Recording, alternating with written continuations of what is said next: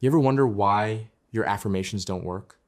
Why you've been saying, I am loved, I am chosen, I attract the perfect partner, yet nothing actually changes? Here's the harsh truth. Thoughts don't manifest, states do. And that single understanding flips the whole manifestation game upside down. Now, before you start thinking, wait, but I thought my thoughts create reality, let's slow this down. What's actually happening is that your thoughts, your words, your visualizations, they don't have creative power by themselves. They reflect what state you're in.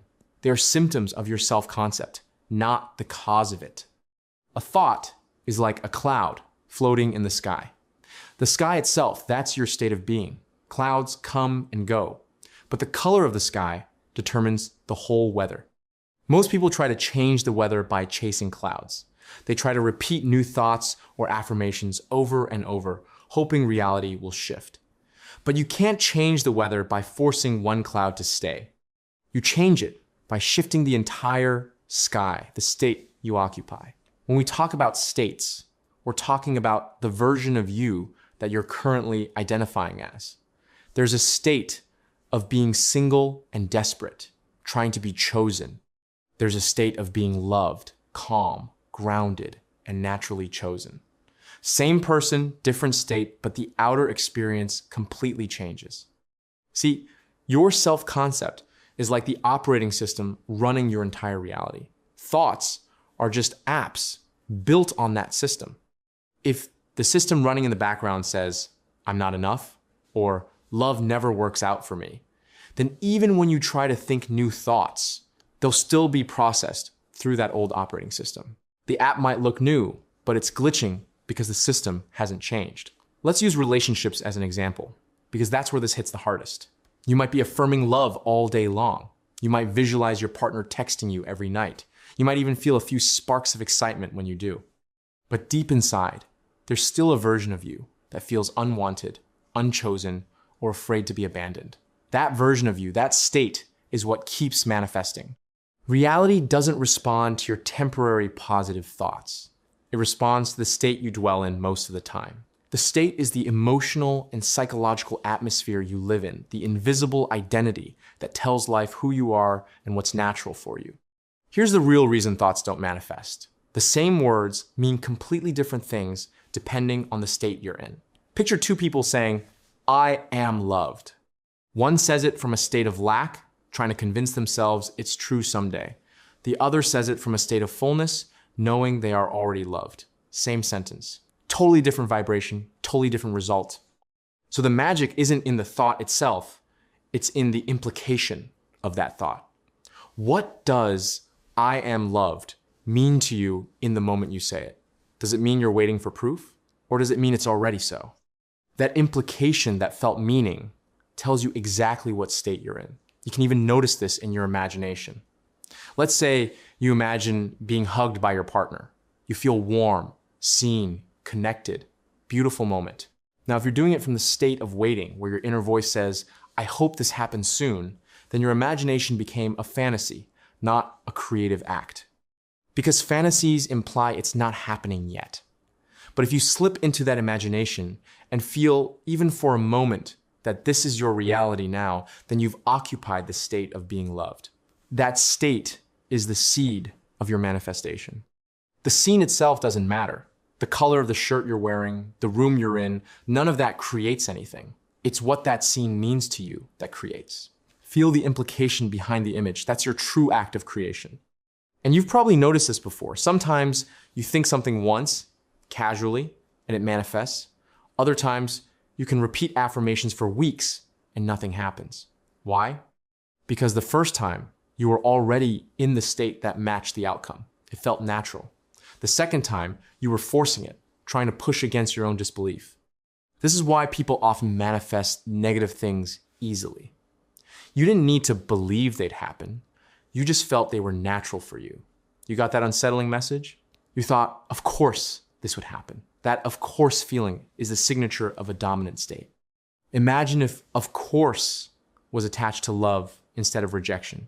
When you occupy that state, the one where being chosen, being loved, being valued feels like the most ordinary thing in the world, then life can't help but mirror that back to you.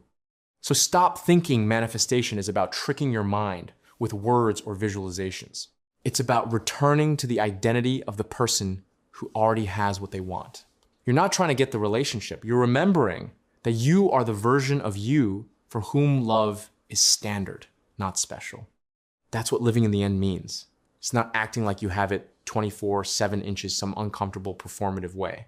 It's simply dwelling in the knowing that this reality is natural for you. It's who you are. If that feels hard to access right now, that's okay.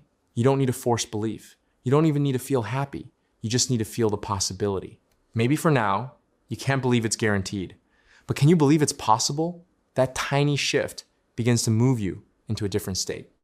You'll notice that when you revisit your imaginal act, the moment you're with your person, the moment you feel secure, the more you do it for the experience itself rather than to get something, the more powerful it becomes. Because when you imagine it to get something, you're unknowingly affirming that you don't have it yet. But when you imagine it just to enjoy it, to taste it, to feel it, to live it, now you've dropped the resistance. You've entered the state fully. Manifestation isn't about effort. It's about occupancy. You're not trying to call something into being. You're inhabiting the being that already has it. And when that becomes natural, you won't need to force anything. You won't need to repeat affirmations like a prayer wheel. You'll feel that quiet, unbothered sense of course. That ease means you've arrived in the state.